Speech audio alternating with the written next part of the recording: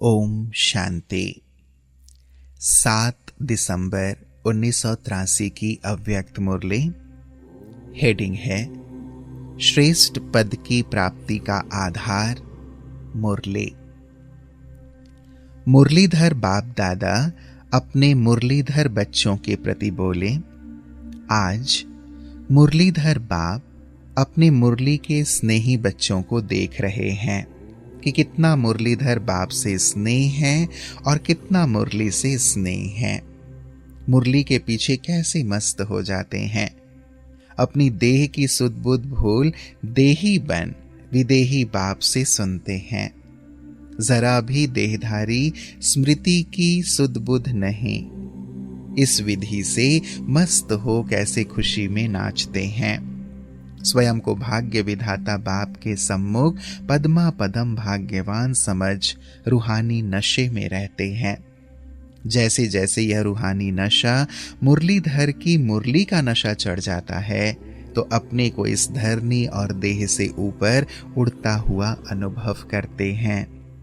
मुरली की तान से अर्थात मुरली के साज और राज से मुरलीधर बाप के साथ अनेक अनुभवों में चलते जाते।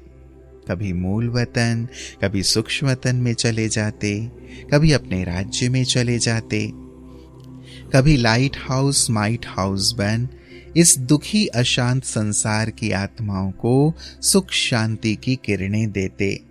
रोज तीनों लोकों की सैर करते हैं। किसके साथ?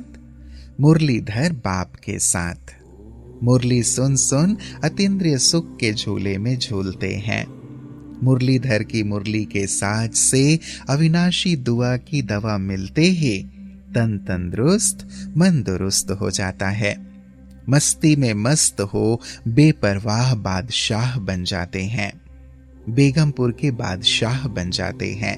स्वराज्य अधिकारी बन जाते हैं।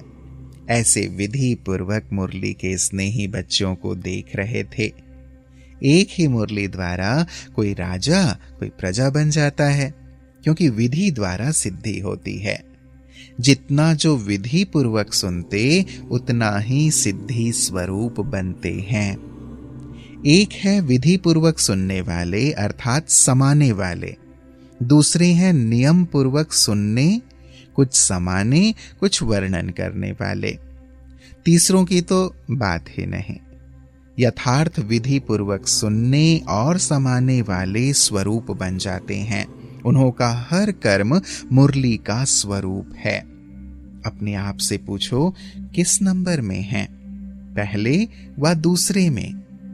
मुरलीधर बाप का रिगार्ड अर्थात मुरली के एक एक बोल का रिगार्ड, एक एक वर्षन 2500 वर्षों की कमाई का आधार है, पद्मों की कमाई का आधार है। उसी हिसाब प्रमाण एक वरदान मिस हुआ तो पद्मों की कमाई मिस हुई। एक वरदान खजानों की खान बना देता है। ऐसे मुरली के हर बोल को विधि पूर्वक सुनने और उससे प्राप्त हुई सिद्धि के हिसाब किताब की गति को जानने वाले श्रेष्ठ गति को प्राप्त होते हैं। जैसे कर्मों की गति गहन है, वैसे विधि पूर्वक मुरली सुनने समाने की गति भी अति श्रेष्ठ है। मुरली ही ब्राह्मण जीवन की श्वास है। श्वास नहीं तो जीवन नहीं। ऐसी अनुभवी आत्माएं हो ना। अपने आप को रोज चेक करो कि आज इसी महत्व से विधि पूर्वक मुरली सुनी। अमृत वेले की यह विधि सारा दिन हर कर्म में सिद्धि स्वरूप स्वतः और सहज बनाती है। समझा? नए नए आए हो ना तो लास्ट सो फास्ट जाने का तरीका सुना रहे हैं। इससे फास्ट चले जाएंगे। समय की दूरी को इसी विधि से गैलअप कर सकते हो। साधन तो बाप दादा सुनाते हैं जिससे किसी भी बच्चे का उल्हना ना रह जाए। पीछे क्यों आए व क्यों बुलाया, लेकिन आगे बढ़ सकते हो। आगे बढ़ो, श्रेष्ठ विधि से श्रेष्ठ नंबर लो। उल्हना तो नहीं रहेगा ना। रिफाइन रास्ता बता रहे हैं।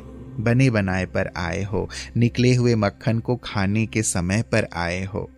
एक मेहनत से तो पहले ही मुक्त हो।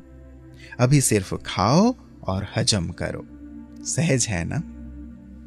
अच्छा, ऐसे सर्व विधि संपन्न, सर्व सिद्धि को प्राप्त करने वाले, मुरलीधर की मुरली पर देह की सुध बुध भूलने वाले, खुशियों के झूले में झूलने वाले, रूहानी नशे में मस्त योगी बन रहने वाले, मुरलीधर और मुरली के रिकॉर्ड रखने वाले, ऐसे मास्टर मुरलीधर, मुरली व मुरलीधर स्वरूप बच्चों को बाप दादा का साकारी और आकारी दोनों बच्चों को स्नेह संपन्न याद, प्यार और नमस्ते।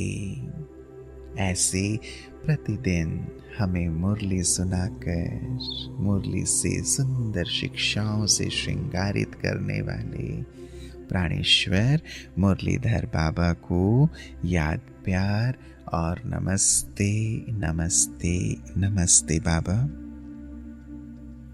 फिर प्यारे बाबा ने पार्टियों के साथ मुलाकात की।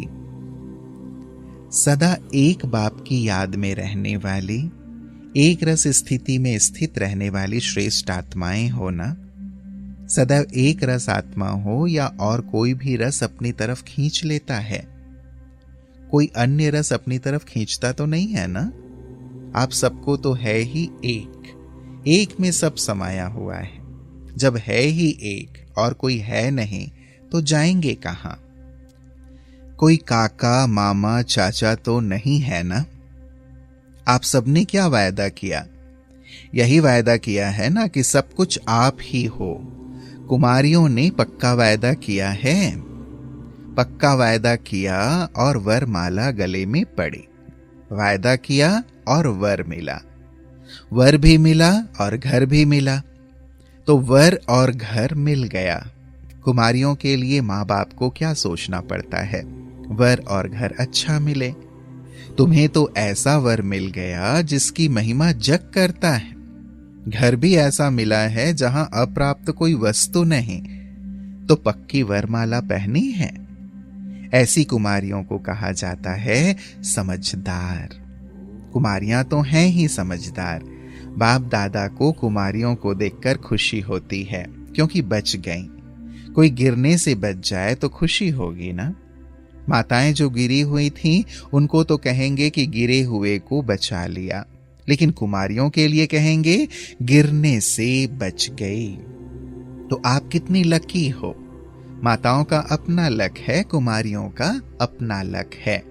माताएं भी लकी हैं क्योंकि फिर भी गौपाल की गौवें हैं। दूसरे ग्रुप से बाबा ने मुलाकात की। सदा मायाजीत हो। जो मायाजीत होंगे उनको विश्व कल्याणकारी का नशा जरूर होगा। ऐसा नशा रहता है। बेहद की सेवा अर्थात विश्व की सेवा। हम बेहद के मालिक के बालक हैं, यह स्मृति सदा रहे। क्या बन गए, क्या मिल गया, यह स्मृति रहती है। बस इसी खुशी में सदा आगे बढ़ते रहो। बढ़ने वाले को देख बाप दादा हर्षित होते हैं। सदा बाप के याद की मस्ती में मस्त रहो। ईश्वरीय मस्ती क्या बना देती है, एकदम फर्श से अर्श निवासी। तो सदा अर्श पर रहते हो या फर्श पर? क्योंकि ऊंचे ते ऊंचे बाप के बच्चे बने तो नीचे कैसे रहेंगे? फर्श तो नीचे होता है, अर्श है ऊंचा तो नीचे कैसे आएंगे? कभी भी बुद्धि रूपी पांव फर्श पर नहीं, ऊपर। इसको कहा जाता है ऊंचे ते ऊंचे बाप के ऊंचे बच्चे। यही नशा रहे। सदा अचल अडोल सर्व खजानों से संपन्न रहो। थोड़ा भी माया में डगमग हुए तो सर्व खजानों का अनुभव नहीं होगा। बाप द्वारा कितने खजाने मिले हुए हैं, उन खजानों को सदा कायम रखने का साधन है सदा अचल अडोल रहो। अचल रहने से सदा ही खुशी की अनुभूति होती रहेगी। विनाशी धन की भी खुशी रहती है ना। विनाशी नेतापन की कुर्सी मिलती है, नाम शान मिलता है, तो भी कितनी खुशी होती है। यह तो अविनाशी खुशी है। यह खुशी उसे रहेगी जो अचल अडोल होंगे। सभी ब्राह्मणों को स्वराज्य प्राप्त हो गया है। पहले गुलाम थे, गाते थे मैं गुलाम मैं गुलाम। अब स्वराज्य अधिकारी बन गए, गुलाम से राजा बन गए। कितना फर्क पड़ गया, रात दिन का फर्क है ना। बाप को याद करना और गुलाम से राजा बनना, ऐसा राज्य सारे कल्प में नहीं प्राप्त हो सकता। इसी स्वराज्य से विश्व का राज्य मिलता है। तो अभी इसी नशे में सदा रहो, हम स्वराज्य अधिकारी हैं। तो यह कर्मेंद्रियां स्वतः ही श्रेष्ठ रास्ते पर चलेंगी। सदा इसी खुशी में रहो कि पाना था सो पा लिया। क्या से क्या बन गए, कहां पड़े थे और कहां पहुंच गए। फिर इस मुरली में 2 प्रश्न हैं। पहला प्रश्न, मायाजीत बनने का सहज साधन क्या है? उत्तर, मायाजीत बनने के लिए अपनी बुराइयों पर क्रोध करो। जब क्रोध आए तो आपस में नहीं करना, बुराइयों से क्रोध करो।